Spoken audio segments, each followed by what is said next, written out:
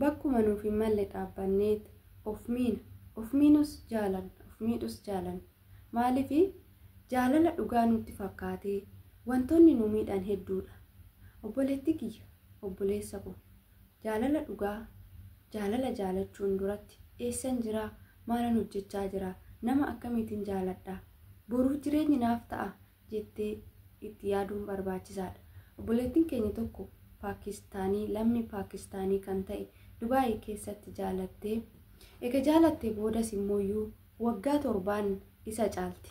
Abbaan ishee yeroo hundaa abbaan isaa itti bilbilee mucaa koo naaf dhiisi, mucaan koo daa'ima ganaan guddisa naaf dhiisi jedhaan. Ishiin garuu dhiisuu hin dandeenye, baay'ee jaalattis, innis baay'ee jaalata. Egaa wajjin jiraachuu eegalanii jiru, waan gootu wallaaltee jirti. Abbaan garuu akka ishii fuudhu eeyyamaa fi hin jiru, mucaadhaafis eeyyamaa hin jiru. Ishiinis akka isa heerumtu akka isaan wajjin jiraatan eeyyamaa fi hin jiru. Egaa guyyaa kaanitti mana murtii deemanii mana murtiititti waan murteessan mucaadhaan ishiin umurii ishii mucaatti hin himne, garuu isaan akka itti himanitti ishiin akka yaaddetti akka isaan itti himanitti umuriin ishii waggaa 27 yoo ta'u ishiin waggaa 7 yoo caaltu inni waggaa 20 jechuudha. Nama waggaa 20 kana jaalattee ofii keetii waggaa kana hunda kan caaltu jaalattee booddee kee akkamitti akka jiraattu beektaa? Kan lammii biraa jaalachuu kee dhibu.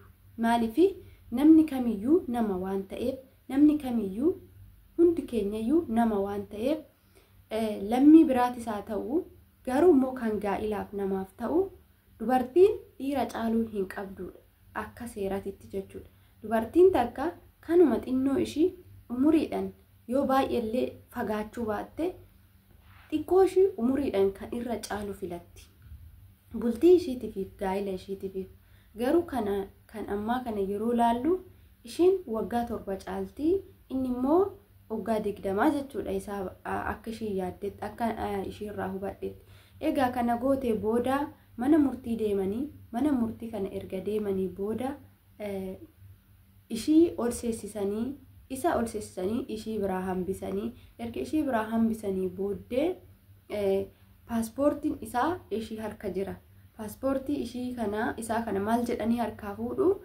Amma amilee abbaatiif jedhi. Abbaan nama guddaadha waan ta'eef, abbaan nama baay'ee guddaadha, abbaan nama dadhabaadha. Kanaafuu amilee isaatiif paaspoortii kana kennii fi xinnoo ishii irraa fagaadhu jiraadhu jedhanii.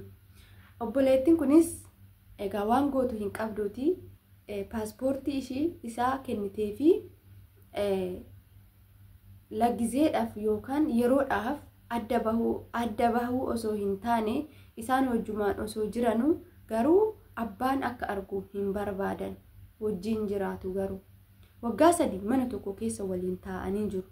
Amma mootu na sodaadha, na dhiisa jedhee nan sodaadha, na dhiisee deema jedhee tas sodaadha. Yoo inni naaf bilbiluu baates waanuma na dhiisu natti fakkaata. Abbaan immoo hin barbaadu akka waan biyyattis galeeti jechuudha. Ishiin garuu biyya isaattis hin deemne asumatti haftee jechuudha.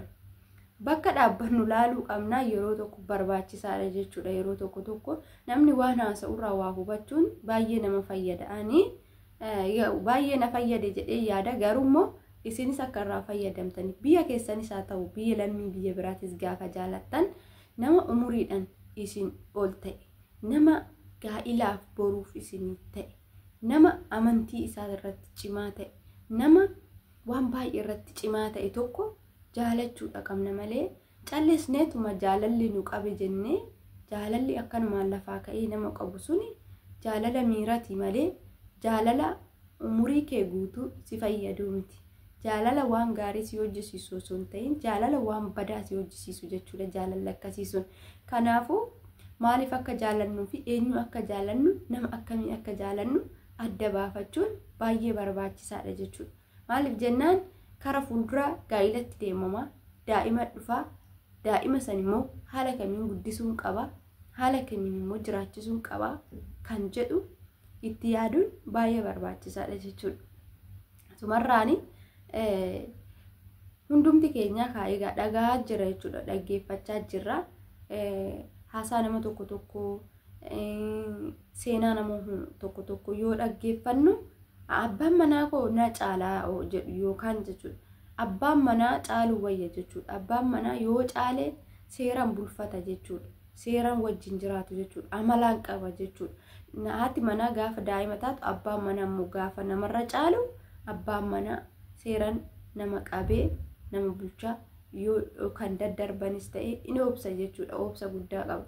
Garuu immoo daa'ima gaafa ta'u amileen isaa gaafa sitti dhiyaatuu fi miti fuuldura isaatitti hiriyoon isaa maal akka jedhaniin gaafa dhaga'u gaafa waan baay'ee dhaga'u maal godhaa sirraa fagaachaa deema jechuudha. Hanga yeroof garuu sifaan hin jiraata. Gaafa immoo hiriyoon isaa waa jedhanii gaafa warri isaa waa jedhanii maqaa namaatiif jecha sirraa fagaachuu fida. Maaliif duras inni jaalala hin jaalanne akka isheen jaalattetti jechuudha. Ishiitu jaalate malee inni ishii hin jaalanne jechuudha. Ishiitu isaaf dhiyeessinaan tole jedheen mucaa namaa hin beeku jechuudha. Daa'ima waan ta'eef tanaan duras jaalatee waan hin beekneef ishiin immoo isarra caalti jechuudha. Kun immoo tooyyoo jaalala osoo hin ta'in miira hawwiitiin argitanii miira fedhuma ofiitiif jechuun fedhii foon ofiitiif kan itti sitte jechuudha malee gaa'ila wajjirraa wadha jetteeti miti. Wantoonni akkanaa kuni nama dogoggorsiisu jechuudha.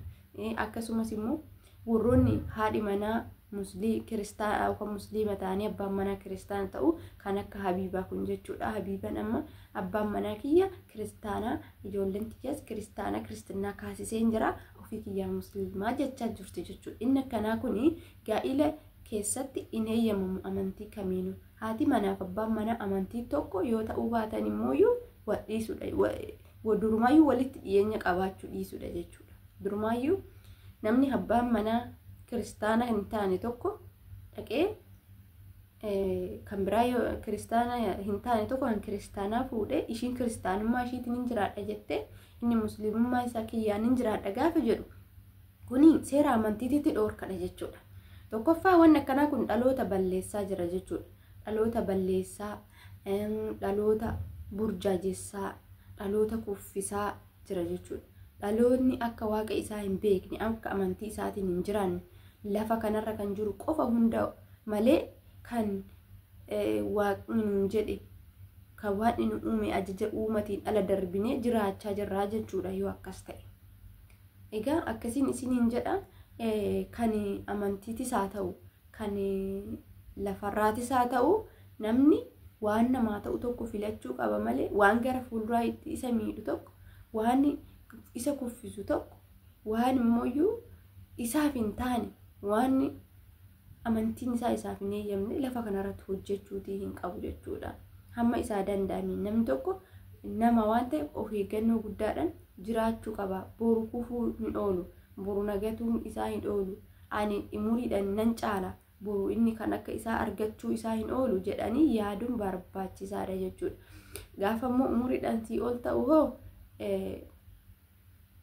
dhugumatti kan dhiirri namaa ol ta'utu caalaa jedhu jechuudha. Haboonni keenyas jechuudha, abbooliin keenya dhiira dubartiin caalte hin dhageenye yaani asumatti miidiyaa kanarratti hin dhagahe malee hundumaayyuu dhiirri kan isa caaltu osoo hin ta'in kan inni caalutu isaaf ta'a jechuudha. Akkasitti fuudhas jechuudha. Garuu yeroo baay'ee wanta akkanaa kana dhageenya. Aadaan akkanaa kuni amma ishiin tuni Itoophiyaadha.